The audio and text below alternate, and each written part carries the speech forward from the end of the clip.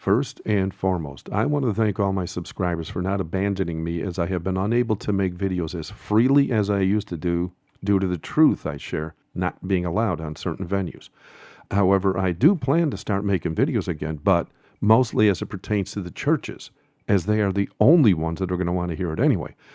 For those that want to keep up to date on end-time events that are often censored by YouTube, I do continue to alert the brethren each and every week on my blog. So if you want information on what's happening all around the world, please subscribe to the blog. But that all being said, if you're a student of prophecy, you know for a fact that Jesus Christ is coming very soon. This present truth needs to go out now more than ever before. All the churches are asleep in apostasy, and they need to be warned. But none of them are as sleepy as the Seventh-day Adventist people, because, as prophesied in Matthew 20, verses 1-7, and Revelation 12:17, they were called at one time to define prophetic symbolism in the prophesied ninth hour, when the end times officially began, as prophesied in Daniel 8:14. But as also prophesied, they fell into sin. So they must be warned that if any Seventh-day Adventist pastor or church member is still in the SDA church, when the obedient ones already left to partake in the final message of the loud cry, if you stay in that church, you will most assuredly die in the plagues in a very graphic manner.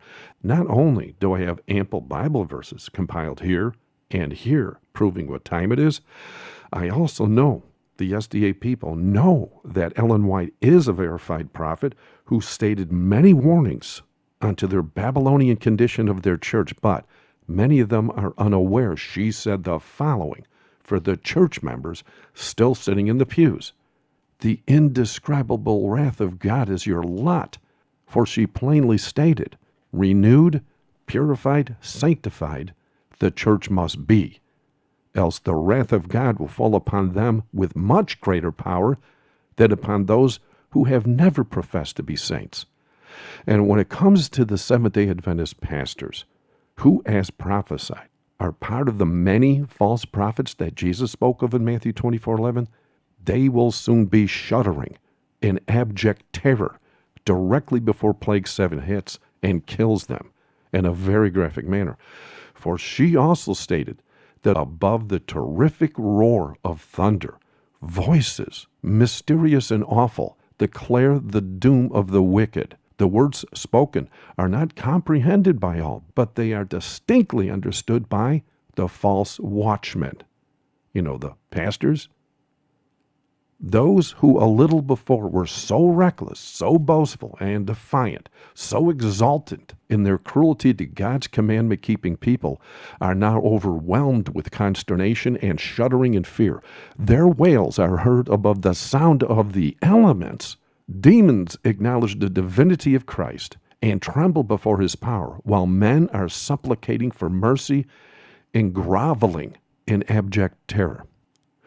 And just so you know, as the true obedient remnant receive 10 times the blessing of the Holy Spirit when the latter rain falls more abundantly, the Seventh-day Adventist pastors will experience 10 times the wrath of God instead.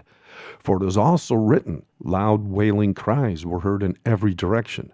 It was you who kept me from receiving the truth, which would have saved me from this awful hour. The people turned upon the ministers with bitter hate and reproached them, telling them, you have not warned us. You told us all the world was to be converted and cried, peace, peace, to quiet every fear that was aroused. You have not told us of this hour, and those who warned us of it, you said were fanatics and evil men who would ruin us. But the ministers I saw did not escape the wrath of God. Their sufferings were tenfold greater than their people's. So how does the apostasy in the Seventh-day Adventist Church end?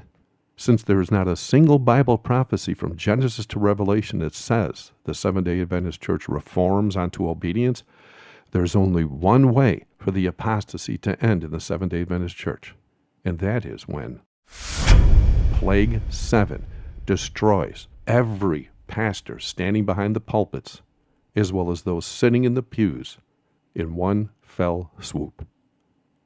Thank you for watching. God bless.